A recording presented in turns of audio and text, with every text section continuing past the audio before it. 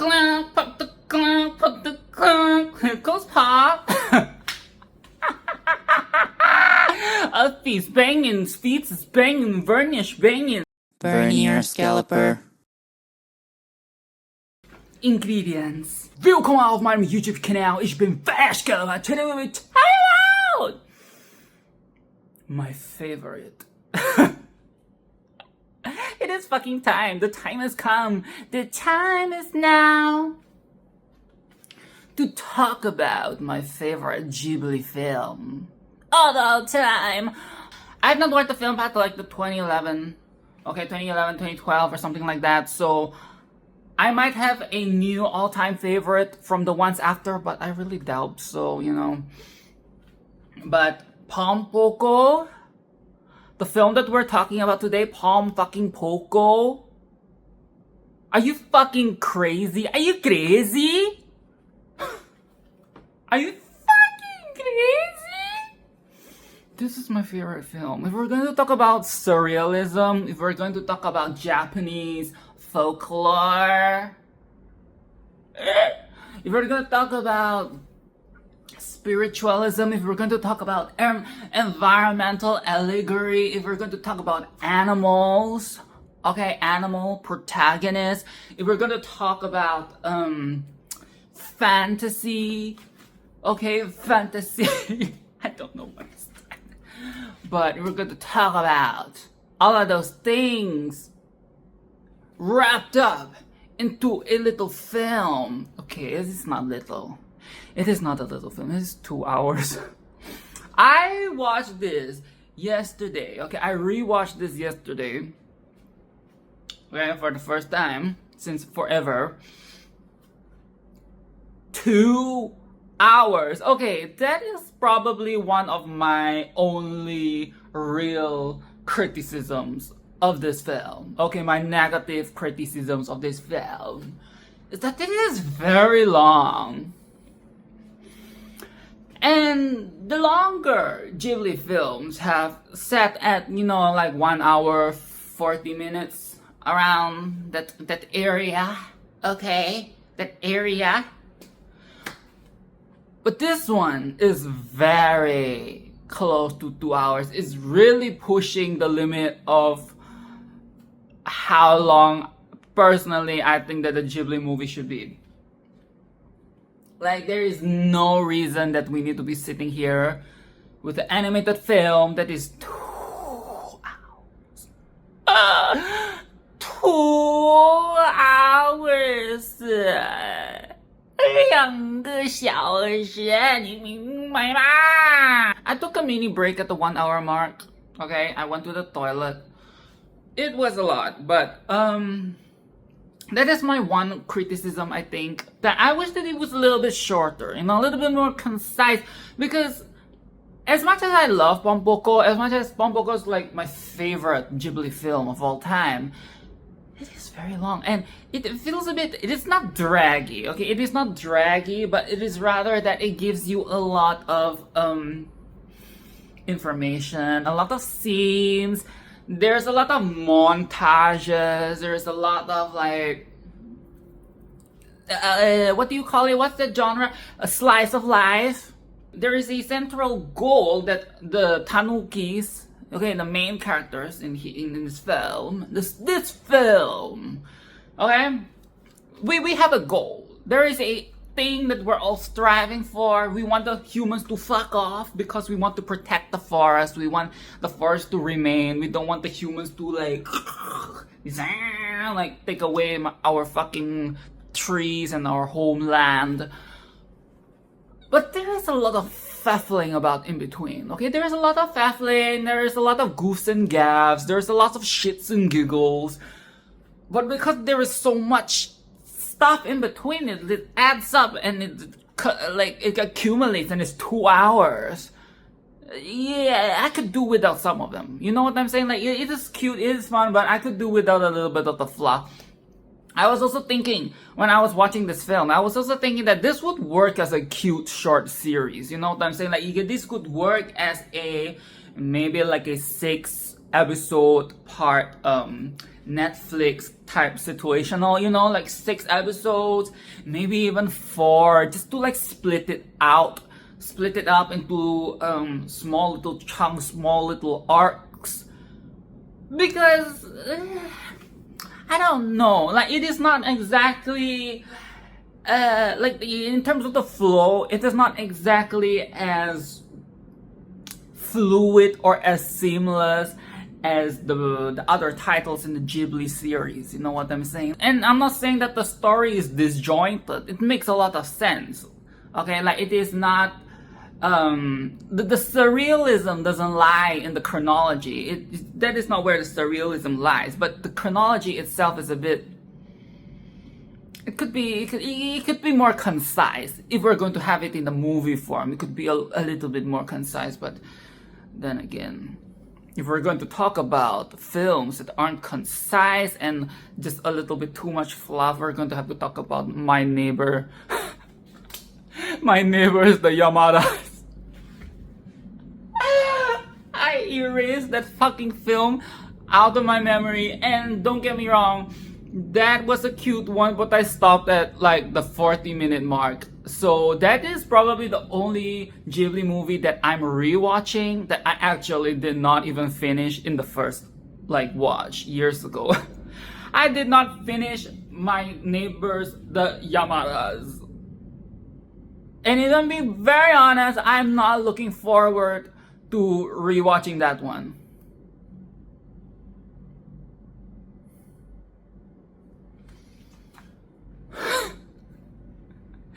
And I think that, okay, so the next one is Whisper of the Heart. I thought that this week's review would be Whisper of the Heart, but I think it's next week.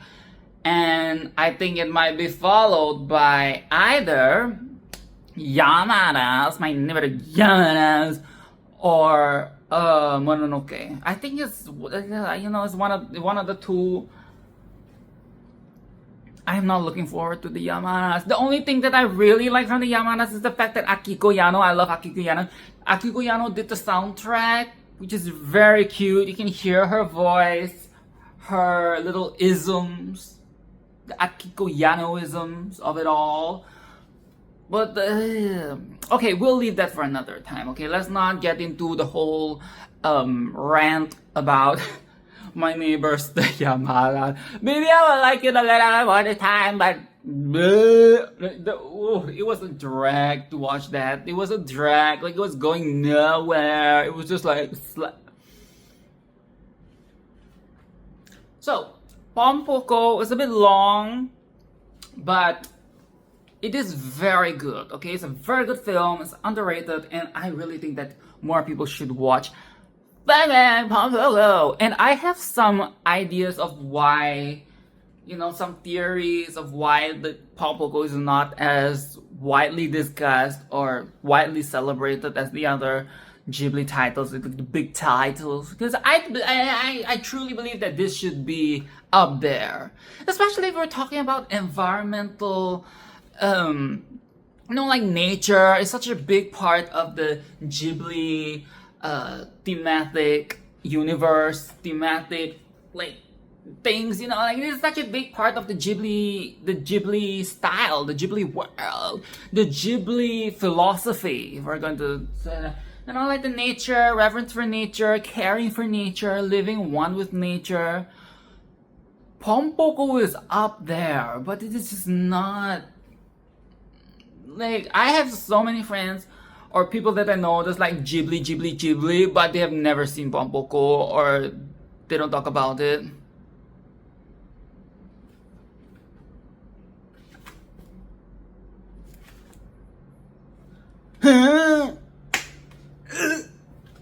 So let's start talking about the film, okay? Let's start talking about... So early in the film, when we're introduced to the Tanukis, more importantly to Granny Tanuki, I like how even in the Tanuki world, even in the Tanuki world, we need a fucking woman to step in and break up the fighting, okay? We need a fucking woman to step in and be like, you fucking guys, you fucking man, you fucking mon, are being fucking idiots. With this barbaric fighting each other when our home is getting torn apart by the humans and you're fighting. We're fighting stupid, silly, goofy wars. Even in the Tanuki world, we need a woman to step in. If only it was that easy in the human world. If only it was that easy, you know? If only we could just have a woman walk. That is not a fart, that is my slipper, don't you dare. You heard that little sound. That is my sound. I did not just fart on camera. If only it was that easy, where a woman could just step into the politics and just, like, you know, tell the man to stop. To stop. Anyways, she tells the man to stop, and they do. So they reassess their situational, and they're like, okay, yes, we have to work together. We have to defeat the humans because they're destroying our home. There's a more important threat right now. It is not each other. We should not be fighting each other at this crucial time. A quote that I think is very powerful at the very early part of the film is that the Tanukis are saying that the humans are very powerful. Okay? We did not know that they were this powerful, and they might even be greater than the gods. I feel like this was like a very early hint at how the Tanukis are starting to realize that humans have modernized. Humans have become so advanced, you know, with their technology, with their thinking, their social skills, and their the way that they run their race. It's even greater than the gods, because there's also this other idea that of, you know, like the tradition, like the old folklores and the superstition, the past, and you have the modern day, the technology, the advancement. Okay, so you have nature, and then you have the humans, and the humans are like taking over. This is like the first time we get a little hint, just like a little hint of how things are changing. Things are changing on the planet. Things are changing. They're not the same anymore. It is not like rustic, medieval. It's none of that. It is becoming, you know, buildings and buildings and buildings and buildings and buildings. It is also hinting at their inevitable loss. Okay, the inevitable loss of the Tanukis. They were never gonna make it. They were never going to beat the humans. The advanced humans, no. It was never going to happen. Now, in the Japanese folklore, you know, the Tanukis can shapeshift and stuff, and that is a very big portion of this film. It's a very big portion of this film is seeing the Tanukis shape-shift, okay? They're practicing their shape-shifting skills so that they can fuck with the humans, okay? So that they can confuse the humans, they can scare the humans, they can fuck with the humans, okay? So we see a montage of them going through the training course of teleportation, and it is very funny. Okay, it's very funny. It is very amusing. I love the montage. It is cute. It is stupid. This film was made for me. Okay, quirky fucking animals, quirky characters, quirky shit. Like, I love a good slapstick. Okay, I love good slapstick. I love action, physical comedy when it's done well, and then it's backed up. Of course, like, it has to be backed up by the strong story as well. You know, like that really has the foundation. But it is so fun to watch. It is so fun to watch them like fail and like be clumsy in the way they transform, and the different transformations they do is so quirky. Like, you know, in a lot of like Japanese video games and animes and stuff, like they're like this tropes, you know, tropes of like the folklore characters and like the shapeshifters, and it really comes back down to the folklore, right? Like, it's a lot of like anime tropes are inspired by folklore, and it is just so nice to see a film portray all those things. It's almost like kind of like educational, especially if you're not that if you're not that informed of Japanese folklore. This film is really it has it all. It really just lays it out on the table. I know, like, you can also say this for, but yeah, I guess, like, Spirited Away, because everybody just likes to praise that film to the end. Okay, like, everybody just like, everybody's sucking the cock of Spirit. Sorry, I just have to. And another thing is that they're not just trying to fight the humans, okay? They are also having to fight their urges. Their urges, you know what I'm saying? They wanna fuck. They wanna fuck, yo. They're horny. Because why? They're fucking mammals. They're mammals. And it's like spring. And it's like hot. And like it's like the time to like fuck. Fuck.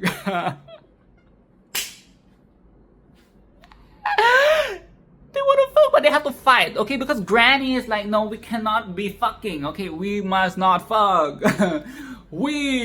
The subtitles were saying that we have to be chaste. And I don't think people really say chaste, okay? I guess like, I mean, celibate is more like long term, right? But I guess chaste is a bit more suitable for this scenario. But yeah, they have to not fuck for a year because they have to focus on the training. They have to focus on the training and they have to focus on getting the humans out so that they can ensure that the forest and their homeland is safe and prosperous and thriving such that they can have their children in peace and not have to worry at the same time as they're taking care of the new generation of Tanukis. But they wanna fuck, okay? They wanna fuck. There was that little montage of like the male Tanukis pouncing. I guess that was what I was doing earlier, like pouncing. They were like pouncing on the women. So fucking barbaric. I love how barbaric it is. And you can't say that it is inappropriate because they're animals. They're fucking animals. That's how they do it. Okay? You crazy? They're just animals. They pounce. Okay? At least we're not looking at ducks. Okay? At least we're not looking at dogs.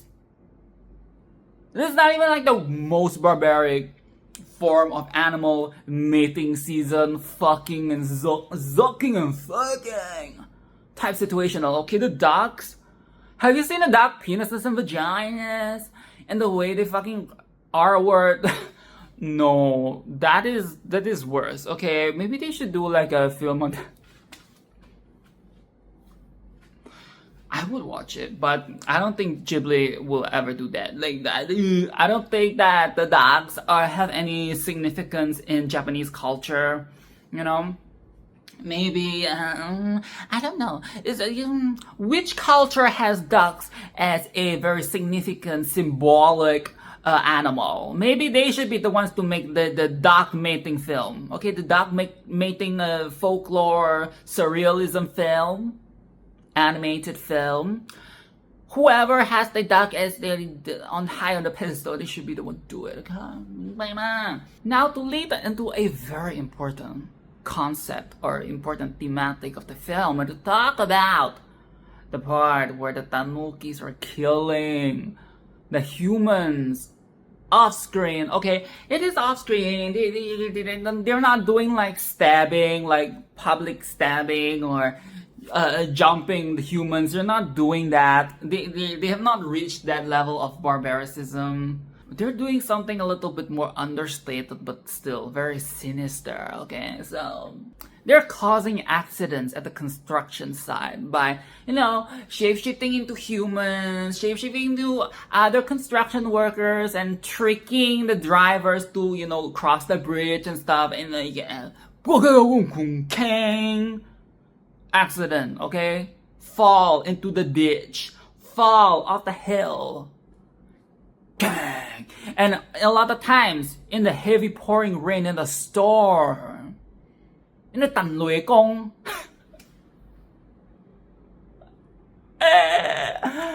Bruh.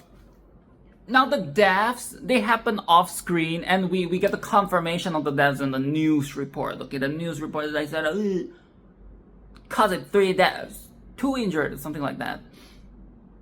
Bruh, that shit was very dark. That was very dark.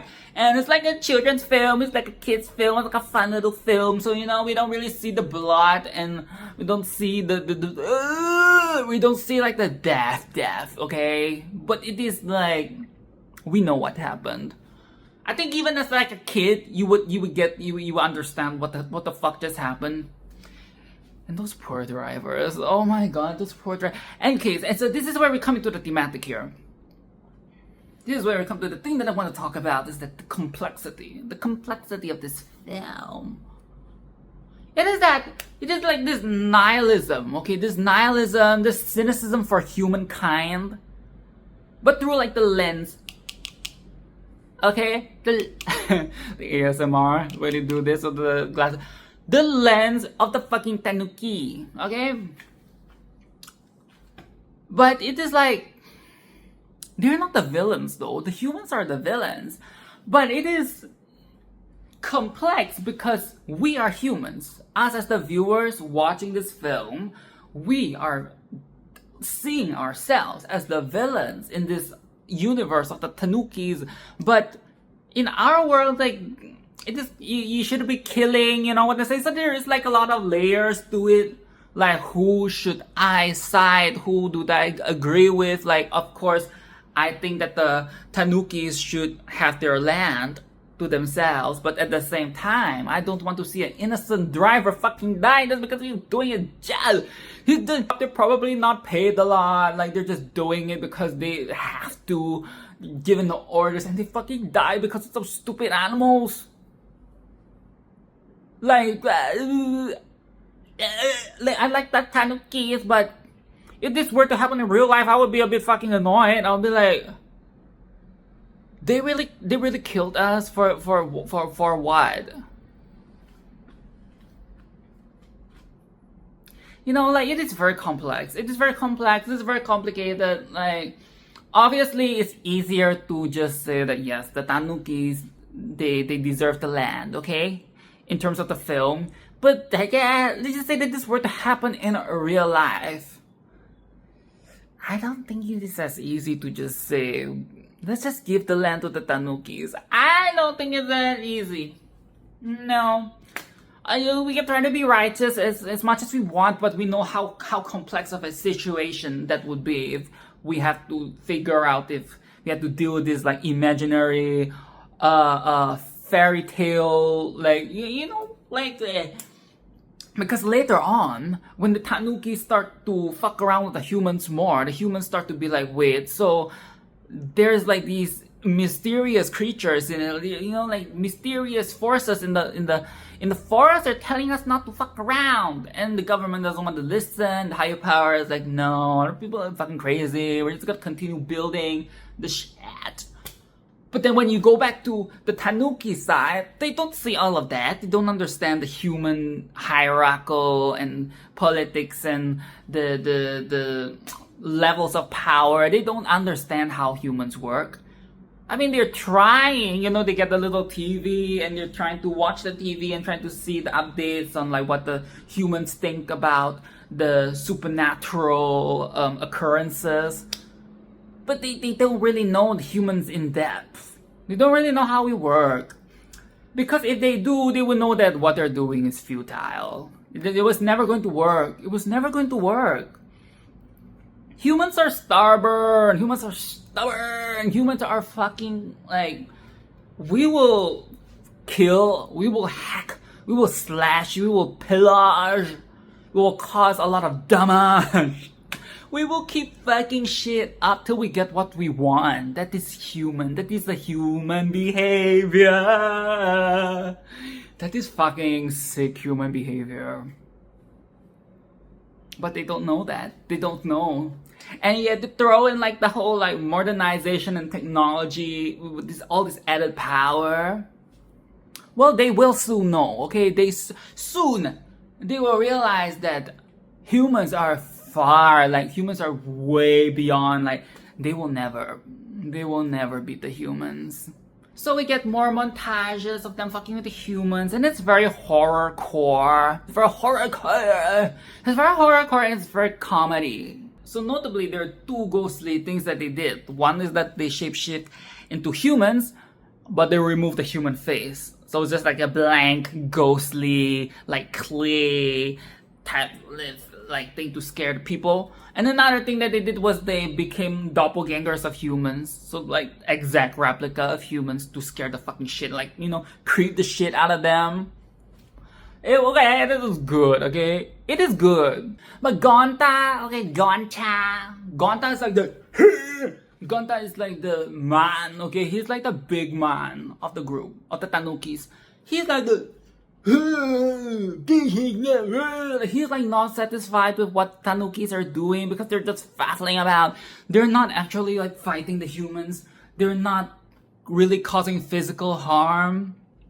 Because earlier, they killed the humans and it was a bit much. You know, they felt that it was a bit much.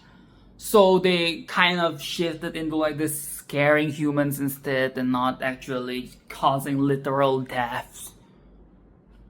Because that is against the philosophy. They kind of got a little carried away because, you know, at the start of the film, they're portraying themselves as a bit more like serene and, you know, like judgment and fair, and it's not so like killing.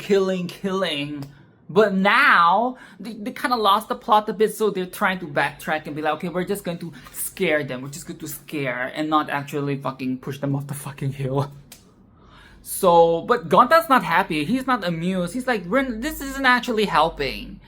Okay, killing is better than fucking like scaring them and they're just going to come back again. You know, like it's a bit counterproductive. And I hate to say it, but he's right, because the humans are just, we have the little part on the TV where the politician is like, I guess we'll have to call the pest control. You know, we have to call the pest control since people insist that they have seen Tanukis fucking around, which I don't believe that's what the politician said. He doesn't really believe in the whole mysterious Tanuki, mysterious forest creatures thing that people are telling the government and stuff like that. He does not believe in that shit, but he's very cocky, so he's like, we'll just do it anyways, okay? We'll do it anyways if people insist, just to shut people up, just to shut up the rumors. Gonta is fucking fuming. Gonta is fuming, the other Tanukis are like, oh God, what do we do now? I guess he's right, it's really not working. And as autumn and winter comes, the presence of the Tanukis waned because they are busy getting ready. Okay, they're busy getting ready for the snow. They have to get the food, okay? They have to harvest. They have to stockpile the food for the winter season. They have no time to be fucking around anymore, okay? They have to put their time in more important matters. Which they did, so the people kind of forgot about them for a moment. But let me tell you this. When spring sprung, oh, something sprung. Something definitely sprung, okay? Spring fever, that is what they're calling a spring fever. It's mating season, baby. They're gonna fuck! They're like, no! Granny said we mustn't fuck. Granny said we can't fuck. We have to be like Chase. So Shokichi and Kyo, you know, one of our main couples, they were like being like 甜甜蜜蜜啊. They were being cute, they were being sweet to each other and seeing their comrades, their peers, their friends just flailing around in the flowers, in the butterflies, in the bees, and like, ooh, everybody's having the spring fever, everybody's feeling like love and dizzy and romantic and giggly. But we have to save it for a year. We had to stay chased like what Granny told us to. I like how they show that I almost said Kyoko. Kyo is the one that lost control and not Shokichi. Shokichi is the one that is trying to be firm, okay? I mean, he's definitely firm, you know what I'm saying? You know, he is trying to be like, no. But Kyo has other plans. She's just like, You're so cute. she jumped on him. Oh my god, she jumped on him, and they bang. I mean, like, we're talking about 1 year. 1 year of not fucking.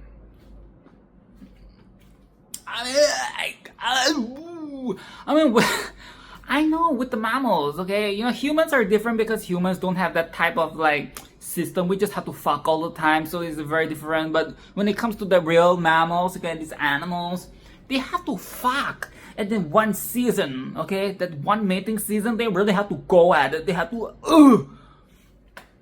and they just can't fight it. 1 year of loads. 1 year of calm. They fucked so hard. Like, I could. This is a kid's film. They fucked. I know it is off screen, but the little butterfly. I hate how they try to make it so like kid friendly and cute and beautiful and innocent with the butterflies and the leaves and the flowers and stuff, but like the real reason why the butterflies are flying away is because they're disturbed. They're disturbed. They're like, they do not want to be in the splash zone. They do not want to get into the splash zone of the squirt and cum and piss and shit.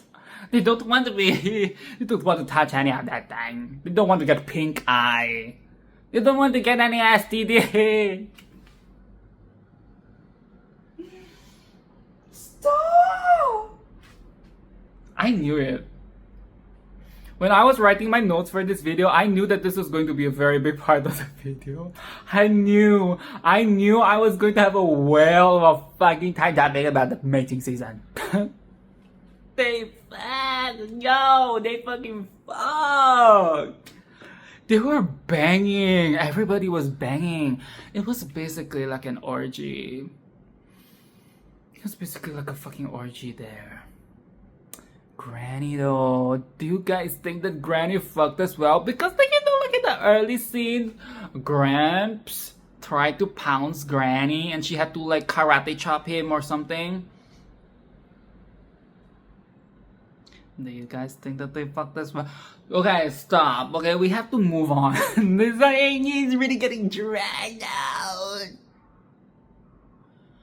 4 kids.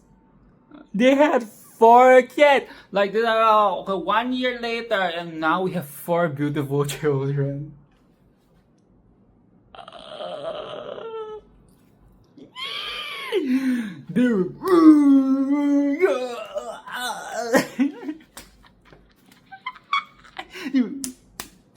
No, the frequency was probably way harder than that. Okay, stop! Okay, stop. Time out. No more talking about the fucking meat.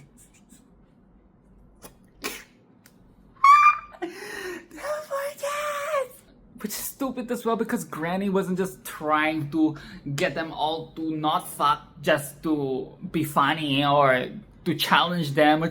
No, it's because something bad might happen, and something bad did happen. Because their forest was shrinking. It was shrinking like the humans continue to take the space, you know. It was shrinking and there were a lot of mouths to feed. Because everybody fucked. Okay, everybody fucked too much. Okay, so you know, earlier it was like, oh yeah, happy, we're going to like hum each other and we're going to like get lots of cum. Now there's too many mouths to feed. Okay, now there's not enough space, not enough food. Bruh. So they had to go out. They had to go into the civilization, go into human civilization to look for scraps, which is already very sad. I mean, they've already been doing that, but now you have to feed the stupid little ones. We have to feed the little ones. If you're new to this channel, you know that I don't like kids. But to feed the little ones, the burdens. Shout out to the children. But yes, it is horrible. And people died, okay? More of the Tanukis died because they're risking their lives to go out there. So the mortality rates are increasing. More deaths, more of them getting caught in traps. That was very hard to watch. That one scene where one of the Tanukis was trapped in a cage and trying to bite. It's like stupid. Like, why did you go inside the cage? But at the same time, we had to empathize because the Tanukis, they don't know better. Okay, they don't know better. They're trying to feed the young. They see the food inside the thing, so they just go in. They don't know that you would kill them. You know, getting hit by the car, getting hit by the lorry. It is morbid. And they're also doing this because they're waiting for those grand fucking masters.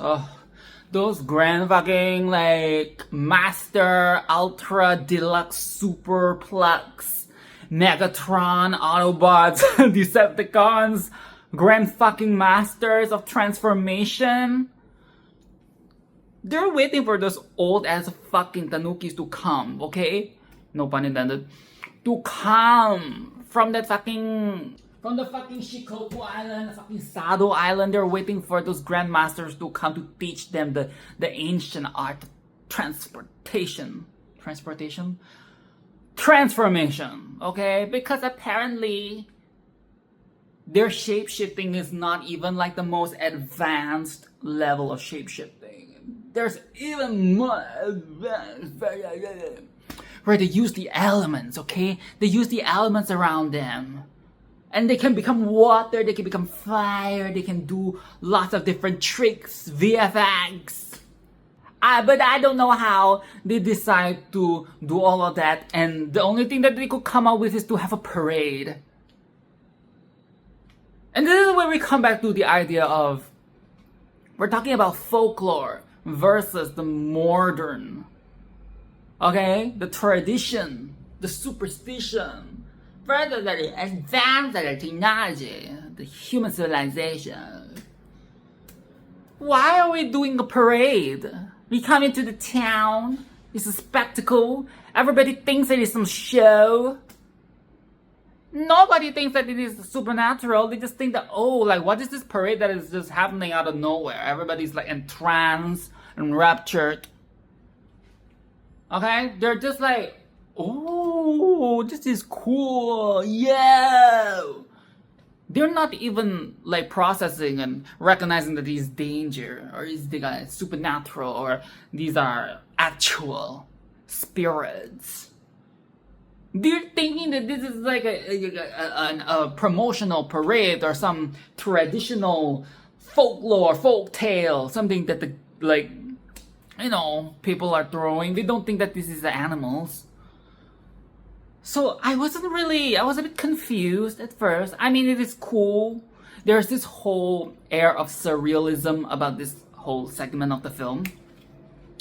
Okay? Just like that one She and Ringo music video where she did like the thing with the Buddha and like the parade of the folklore and the death and something. So they did not just shapeshift as the elements, of course. So they shapeshifted the different ghosts, different supernatural creatures from Japanese folklore. And at first, it did not make any sense because, wait, what is the parade going to do? But then they started actually interacting with the humans. Okay, they started like touching the humans, going to the house, scaring the people coming up from the trash bin. then it started to kind of make sense, like, okay, now you're doing something actually productive. You're actually scaring the people. They're not just in awe. You're showing that you're here to fuck them up. Okay?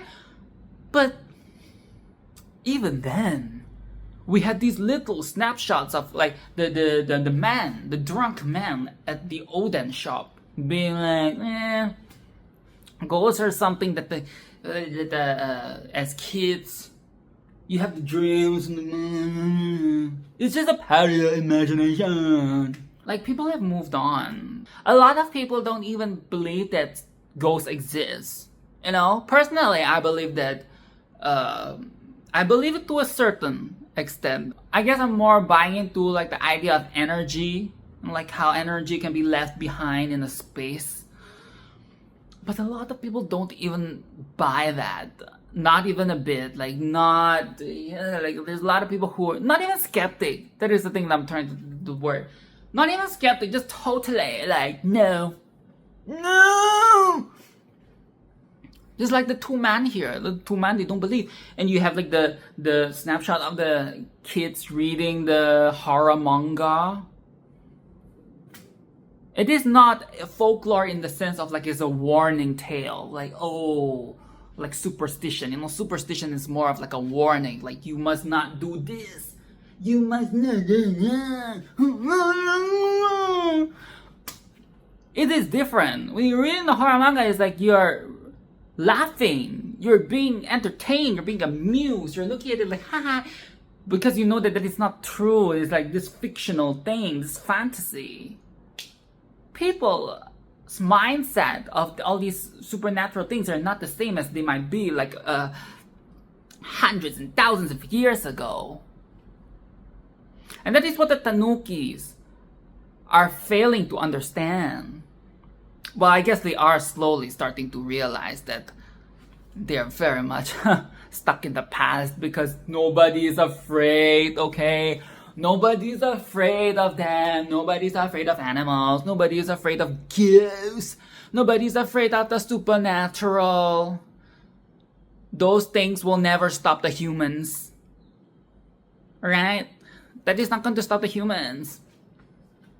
It's a sad reality that they're starting to face. And to make matters worse, or rather, more depressing, one of the Grandmasters fucking died. One of them fucking died. Well, I guess at least it's not the one that is 999 years old, but still, for a fucking buzzkill, one of them actually died. And they made it very magical and mystical. The portrayal of his death. They showed like it was like the Buddhas coming down to take him, fetching him and taking him to the sky. Oh, that is so sad. Because they did mention earlier that this parade, this spectral thing that they're doing, takes a lot of them, okay? They might even die. Just so... it's sad, it is stupid, so I guess the word I'm looking for is pathetic. It is very pathetic. Because they worked so hard. They worked so hard, they sacrificed a life. And the humans aren't even phased. They're like, oh, that is such a cool parade. I mean, there are people who are reporting it to the authorities that it can't be fake. It has to be something out of the norm. But overall, it was still because some stupid fucking idiot, some fat guy, came into the picture and was like, no, this was all our company's doing as a promotion for our amusement park that is about to be open. And the Tanukis are infuriated because they're like, he took a credit for our work. You see, they don't know humans. They don't know how humans function. They don't know how we lie, and how we do all this conniving shit. They're barely even scratching the surface of how wily humans can be. And then it's very interesting because I can see how, as a child watching this film, you would see that, oh my god, humans are fucking slimy. And you might ask your mom, you might ask your dad, you might ask your uncle, your auntie, your granddad, your granny. Are humans really like that? Do humans really lie and cheat and steal and fight and destroy and pillage? Well, the answer is yes. That is a very good portrayal.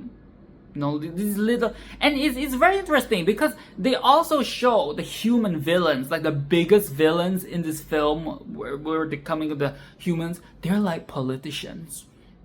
They're like people of power, right? They're all like people of power on TV, and they're men. They're men, and they're slimy. They wear suits. They speak with authority. So we have that layer as well. The big man, they're making the big decisions. They might not have the biggest dick, but they make the biggest decisions. And that is fucked up. Okay, that's why we go back to how I wish a woman can just step in and dismantle everything. Break the dicks in half. Break the ego, kick it in the balls. But sadly, that is not the case. We're unable to do it. Is not that easy. Later in the film, we get a scene where the Tanukis are physically fighting. You know, we've been edging the entire film. You know, like at the start, we caused like the damage. We killed some people by pushing them off the cliff. Okay? And stuff like that. And then we took a few steps back. Like, okay, maybe we just scared them. And then it did not work. And then we scared them on a bigger scale. And it did not work. So now we did just push and push and push and push. We're like so hopeless and so jaded. There is nothing else we can do but fight. So we get an actual physical fight from the Tanukis and the police. And it is very, very sad. Well, one of the elements that I really like about the fight scene is how loud the music was. The folk music that plays. There is a level, again, there is this surrealist, maybe not horror, but there is this like surrealist artsy film vibe about the scene. It is just so loud, like that haunting, chiming music, just banging and banging and banging. Okay, I don't know what the Japanese instruments are, but it's just banging and clanging and just loud, and like this very maddening level. It really conveyed that idea so well, like the desperate, you know, because towards the end, they're not singing songs of happiness anymore. They're not being positive. They're not talking about the humans in good light anymore. They're just saying that, oh, we can just die. We can just die. Like, isn't it like one of the masters or one of the old guys? I think it's one of the old guys who's like, yes, we can just die, you know, talking about like Buddhism and it was getting very dystopian. So this scene was like an emotional climax. Yes, this is definitely the emotional climax of the film, okay? When push comes to shove, they have no choice. They had to fight. And a lot of them died. A lot of them died. We had like a mountain of dead Tanukis. It was very depressing, okay? We had some crying as well. Ugh. And they had to show the death in a very similar way as the Grandmaster from earlier. You know, they're on this ship. There's all this magical creatures, and they sail off into the horizon. I guess it's like a metaphorical way of showing them moving on to the afterlife.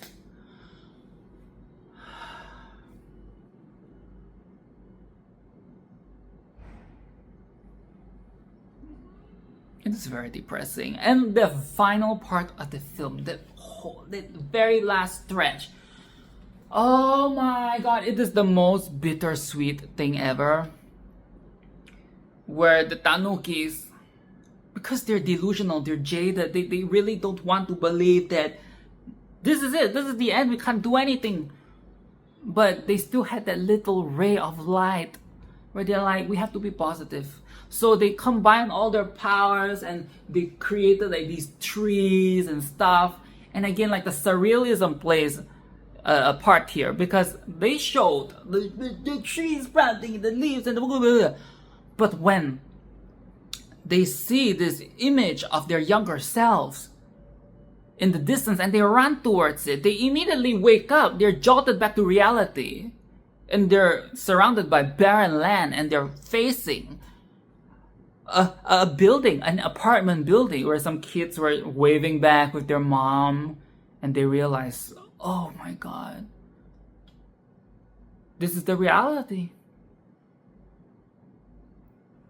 It is so sad. This was the part where I cried. It was like that hopelessness, okay? That hopelessness, that inevitable loss, but at that same time, that little sprinkle, okay? That little ray of light, the little positivity. And like the monologues that we hear like towards the end, how the ones that are able to do so, they live amongst the humans as shapeshifted, as humans, living as salarymen, living as normal people, just so that they can survive while the others stay in the forest. And again, we go through this entire cycle. At the start, it was like a neutral, okay? We Tanukis were actually very chill, we're laid back, we're not aggressive, we're not like kill, okay? It's just that we want our land. They can have whatever they already have there, but we want our forest, right?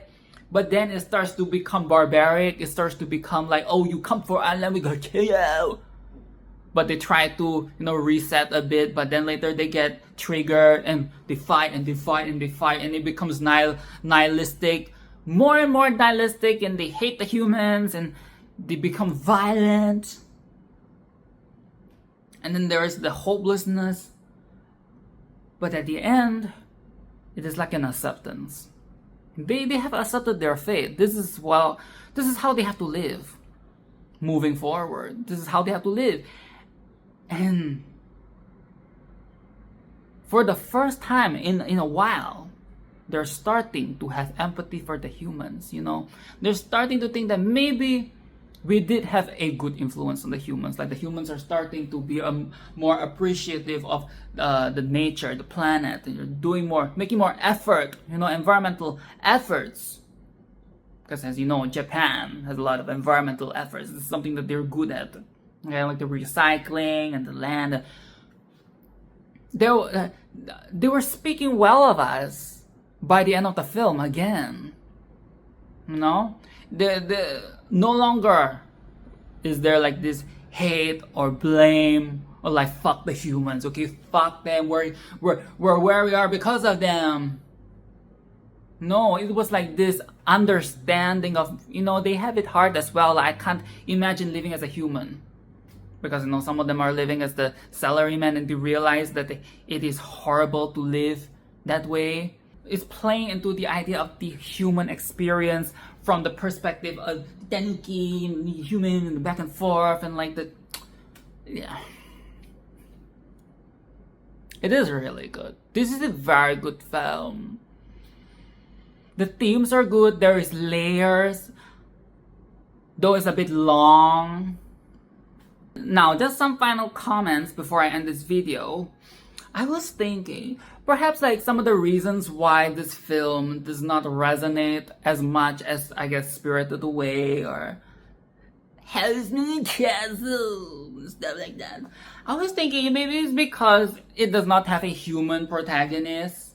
The protagonist is the animals, okay? They're all animals. Maybe that is why there's a disconnect. Like, oh, maybe this is like a cutesy animal film. or they can't take it seriously because people are just stupid. Like any little thing, people just can't take things seriously. You know, when it comes to art, any little thing, like, oh, it's a woman, oh, it's an animal, oh, it's a person of color, oh, it's a this, it's a that, this person is goofy, this person is campy, it's too weird for me. You know, like people, this is how people, like, especially with the normies or general audiences, sometimes it's so fickle and it's so like close-minded, so judgmental. So perhaps that is one of the case. And I also think that it lacks the classical music, orchestral type soundtrack that the previous films and the other films have. Okay, there isn't like a central soundtrack or theme song. And the songs that are sung and played in this film are mostly or predominantly folk tunes. Very Japanesey folk tunes. And then you have the tropes and the supernatural themes and the folklore themes and stuff. It's very, very Shinto, very Japanese, very Eastern. So I can see the Western audiences not getting it because I was a bit curious. I was listening to a little bit of the dub and some of the phrases, some of the analogies have been changed. They've been swapped around to like English, you know, like more Western phrases and Western analogies, and it just does not hit the same. It does not make any sense. Like the one where the uncles were talking about at the Oden shop, were talking about like supernatural ghosts and stuff. They're talking about, but the English version was something about how, oh, monsters under the bed. It just does not work. You know what I'm saying? Like this is so if you were to watch a dub, it will not hit. It will sound very strange. Like the pronunciation, the Japanese names and the islands. I can't remember if they call it raccoon or tanuki, but you know, it just does not have the same like weight as the Japanese version, okay? So I will not recommend, if you were to watch this, I will not recommend the English dub. Please do not watch the English. I'm not somebody that recommends dubs in general, but definitely not for a film like Pom Poko, okay? But I would argue that this film is way more harrowing and emotional than something like Spirited Away. Maybe it's because it's just too much. I don't know, okay? I don't know. That's my opinion. But I highly recommend this film. It's my favorite Ghibli film of all time. So I hope you enjoyed this video. This is a very long video. There's a lot. That's it. I gotta go.